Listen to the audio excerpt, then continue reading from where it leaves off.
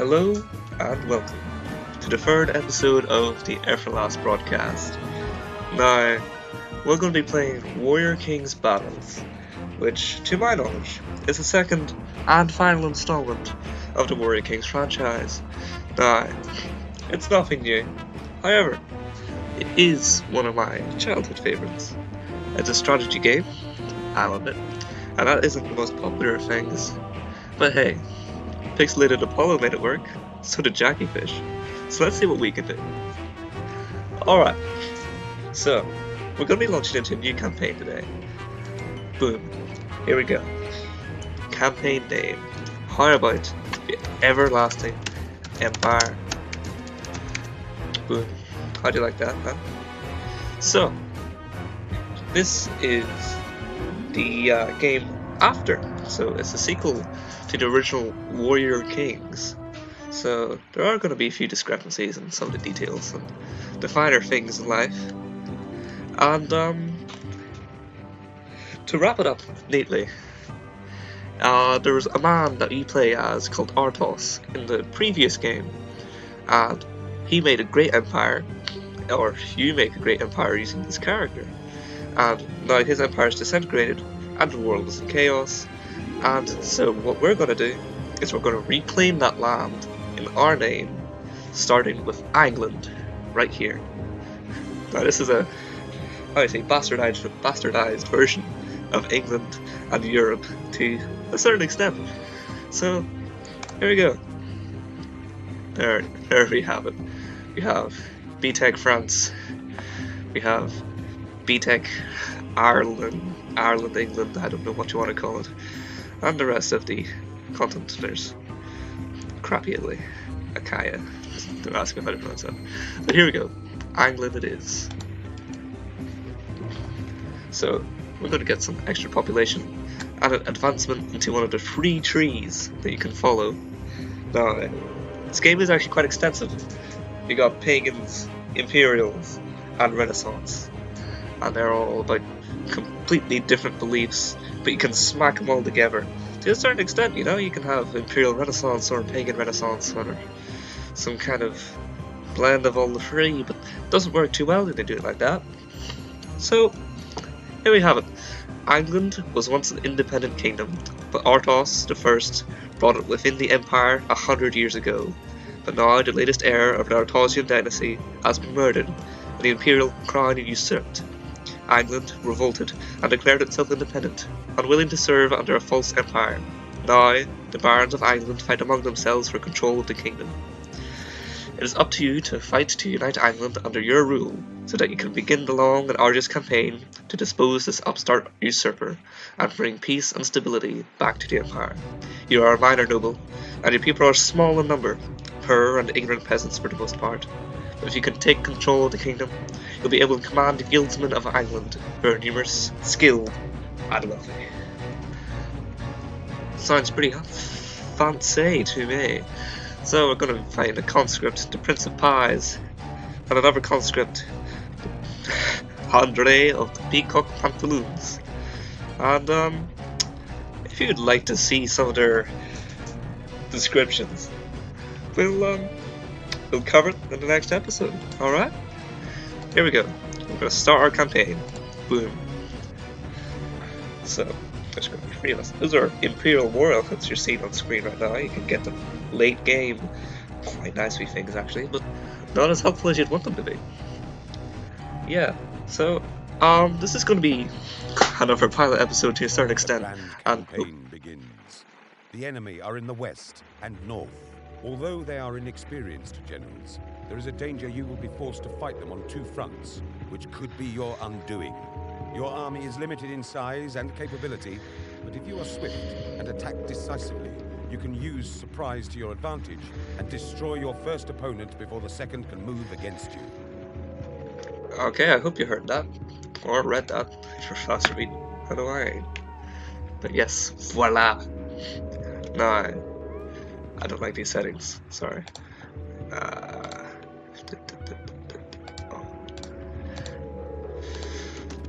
Sorry about that. Okay, so here is our fantabulous map.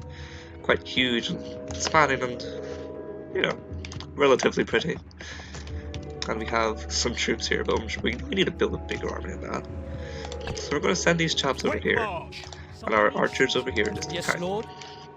I'm going to build up this village. I'm going to use farmers, and farmers make food. Nice number there. And with more food, more farmers. More farmers, more food. And, well, actually, they're called peasants. They can do basically any task in this entire game. So, you can make them cut down trees, such as here. Voila, look at them go. You can build buildings as they build their farms, or pilot cars. And here's our food on the top right here, and our global stocks, and our gold. Gold isn't too important to us right now. It's plentiful and not much Yes, Lord. requires gold, if I remember correctly.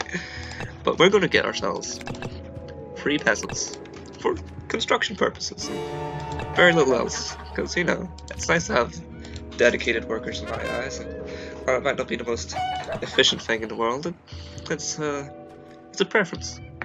Now we want some more materials, so we want them faster. So we're going to add some more peasants to our lumber trade, I guess you could call it. We're going to add a number 5. I like that 3, because 3 is a better number. Sorry, I'm quite sick at the moment, so my voice and it's going to be a bit off, and I'll probably sniffle a wee bit throughout this entire episode, but I hope you can understand the tragedies of winter. But yeah, I'm going to be building a trading post. Now this baby gives us scouts, and scouts can see far and tell me when there's enemies about. And that's vital for combat, you know. If you can't see the enemy, how are you supposed to kill them? And to my knowledge of playing this game in the ancient times, there is, oh, what do you know? There's most likely someone here because he just cut down some trees. And I think there's someone across these hills who is somewhere here. Oh, cut down trees, boom. So there's only 2 enemies, you know, these chaps here. You know, that's all we have to look for. So voila, go us. I'm getting too old for this. We went, let's get a church, because churches will improve how well our peasants work. And there we go. Okay, so we're going to get some scouts, and we're going to do some reconnaissance. We're going to make 3. 1 for that guy up there, 1 for that guy over there, and 1 just look over our own lands till we know what we have a bit better. So I'm going to send him up on this nice tall hill so he can see a bit further. And this isn't Total War, I'll admit. And it's not any of your big old fancy games with 4K graphics, but that's the best we can make do with. And if you enjoyed, I'm happy to play it a bit more because it's a favourite game of mine. So before our enemies build up any more forces, let's build up some of our own. But, oh sugar, that means there's enemies afoot, and voila, the Reds. Andre of the Peacock Pantaloons. That's his land right there, and it's a fair bit better than ours, I'll admit to that. So how about we go and give it a wee siege real quick, with some extra spearmen and an archer to back him up. Because, you see, these guys don't just run around free willy-nilly. When you have 8 troops, you can actually form them into a nice formation, funny enough. And then they're actually significantly stronger that way, so it's a nice wee benefit to having multiple troops, you know. Quick march! Not all troops can do it, to my knowledge. Some of the less civilized ones, such as barbarians, but we can't get barbarians because we chose the church instead. Because if you go as a pagan, you can get barbarians. They're quite nifty wee fellers, actually. So, yes, Lord. I'm not sure how well this episode's gonna go, but I guess we'll have to find out. I'm going to make this one quite short, and we're going to see if anyone is remotely interested in seeing a bit more of this game before we play it for hours on end.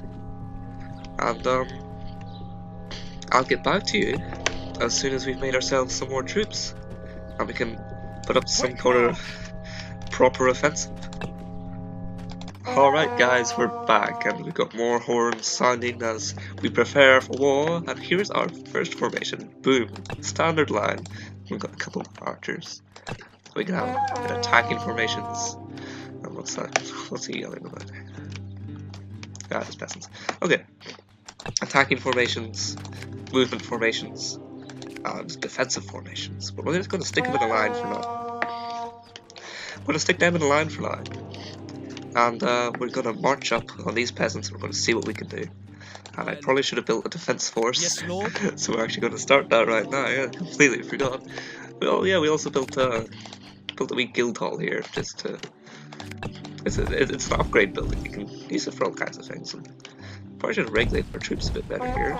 Wait, here we go. We beginning to fire on the vicious mongrels of the peacock pantaloons. Oh dear, hold your ground, don't want you to run off. But yeah, these guys will automatically skirmish. It's actually a pretty handy little thing if you're up for putting up with all their terrible pathfinding. But yeah, it's an ancient wee game. It's a beautiful wee relic, and it's AI is somewhat dated. I'll admit to that. But yeah, we're gonna put up a defense right now. We're gonna let them come to us because I just want to test out what their defenses have. I know, jeez, we've lost an archer. It's going well. So, oh, okay, here we go. Why do we fight each other when that fat wastrel, the Prince of Pies, remains at large? I have a bone to pick with him, as he kidnapped my favourite cook last week. Let us ally together and crush the greedy swine. Afterwards, I shall pledge allegiance to you, and you will be ruler of all Ireland. Agreed? Oh, I can't help but agree for such a lovely proposal. So we're going to withdraw our troops. We're going to probably get some more archers because we hurt our last few ones there. And there is a system for recovering lost health in your troops, but I don't think we're quite there yet. So we're gonna get our wee scout does, checking out our new mate's land, and we're gonna look a bit more into the Prince of Pies. But that, my friends, is the end of the third episode of the Everlast broadcast. Thank you for coming. Thank you for watching if you stay to the end. Leave a like or a dislike so I can know if you want to see more of this or not. And thanks for the new subscribers, I appreciate that. And I know most of them are friends and family, but it's always nice to have a slightly bigger fan base. No matter if it's mockery or simple kindness, I appreciate that. And it's lovely to see this wee baby channel grow each day and on each number and every video. Yeah.